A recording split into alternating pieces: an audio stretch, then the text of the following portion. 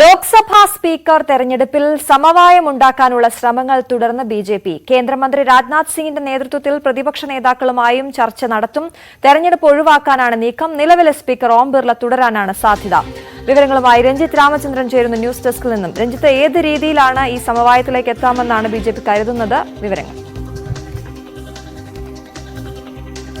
അശ്വതി, ഏതായാലും ലോക്സഭാ സ്പീക്കർ സ്ഥാനത്ത് നമുക്കറിയാം സ്വാതന്ത്ര്യാനന്തരം തെരഞ്ഞെടുപ്പ് ഉണ്ടാകാതെ സമവായത്തിലൂടെയാണ് ഭരണപക്ഷവും പ്രതിപക്ഷവും തമ്മിൽ സമവായത്തിലൂടെയാണ് എന്നും സ്പീക്കർ തെരഞ്ഞെടുപ്പ് നടന്നിരുന്നത്.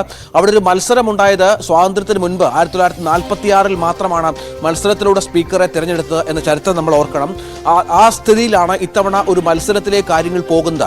അത് ഭരണപക്ഷവും പ്രതിപക്ഷവും ഇതുമായി ബന്ധപ്പെട്ട സമവായ ശ്രമങ്ങൾ തുടരുന്നുണ്ട് എങ്കിൽ പോലും ചിലപ്പോൾ മത്സരത്തിലേക്ക് നീങ്ങാനുള്ള എല്ലാ സാധ്യതകളും ഉണ്ട് എന്നുള്ളതാണ്. ബിജെപിയുടെ മനസ്സിൽ ഇപ്പോഴത്തെ സ്പീക്കർ ഓം ബിർള തുടരട്ടെ എന്നുള്ള രീതിയിൽ തന്നെയാണ് ഇന്നലെ രാജ്നാഥ് സിംഗിന്റെ വസതിയിൽ പ്രധാനപ്പെട്ട മന്ത്രിമാർ, അതായത് ജയശങ്കർ, മനോഹർലാൽ ഖട്ടർ, ഭൂപേന്ദ്ര യാദവ്, പീയൂഷ് ഗോയൽ, ധർമ്മേന്ദ്ര പ്രധാൻ, കിരൺ റിജിജു, അന്നപൂർണ ദേവി, ചിരാഗ് പാസ്വാൻ, രഞ്ജൻ സിംഗ് ലാലൻ തുടങ്ങിയ NDA ഘടകകക്ഷി മന്ത്രിമാർ ചേർന്ന വളരെ പ്രധാനപ്പെട്ട ഒരു യോഗം ചേർന്നിരുന്നു.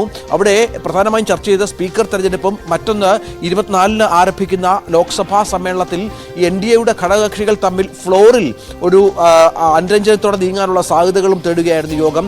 അവിടെയാണ് ഇത്തരത്തിൽ സ്പീക്കറായി ഓം ബിർള തുടരട്ടെ, ഇല്ല എന്നുണ്ടെങ്കിൽ TDPയുടെ ചിന്തകൾ വേറെയാണെങ്കിൽ D പുരന്ദരേശ്വരി, ആന്ധ്രയിൽ നിന്നുള്ള പ്രധാനപ്പെട്ട നേതാവ്, അവർ സ്പീക്കർ സ്ഥാനത്തേക്ക് വരട്ടെ എന്ന തീരുമാനത്തിലേക്ക് എത്തിയത്. ഒരുപക്ഷെ അത് ഇവർ രണ്ടിൽ ഒരാളെ സ്പീക്കറാക്കാനുള്ള സാധ്യതകളാണ് ഏറ്റവും കൂടുതൽ. പക്ഷേ അപ്പോഴും BJPക്ക് ഇപ്പോഴും ആഗ്രഹം ഇപ്പോഴും സ്പീക്കർ ഓം ബിർള തുടരട്ടെ എന്ന് തന്നെയാണ്. കാരണം പ്രതിപക്ഷത്തെ അടക്കം മെരുക്കി സഭാ സമ്മേളനം സുഗമമായി നടത്താനുള്ള എല്ലാ കഴിവുകളും കഴിഞ്ഞ ലോക്സഭാ സമ്മേളനങ്ങളിൽ അദ്ദേഹം പ്രകടിപ്പിച്ചതാണ്.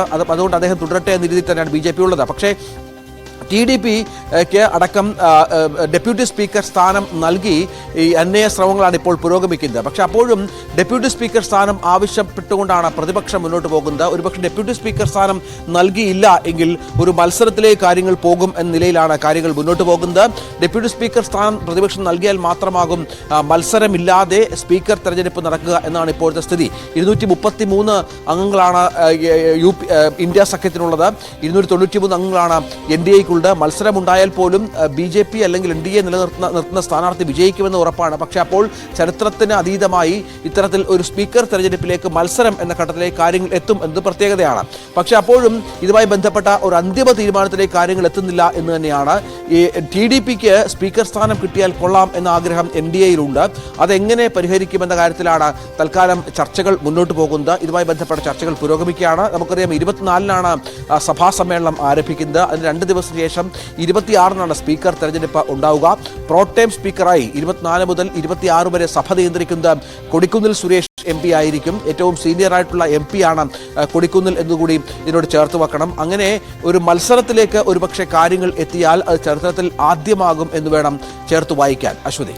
ശരി, രഞ്ജിത്ത് രാമചന്ദ്രനാണ് വിശദമായ വിവരങ്ങൾ നൽകിയത്. എന്തായാലും സമവായ സാധ്യത തേടുകയാണ് BJP.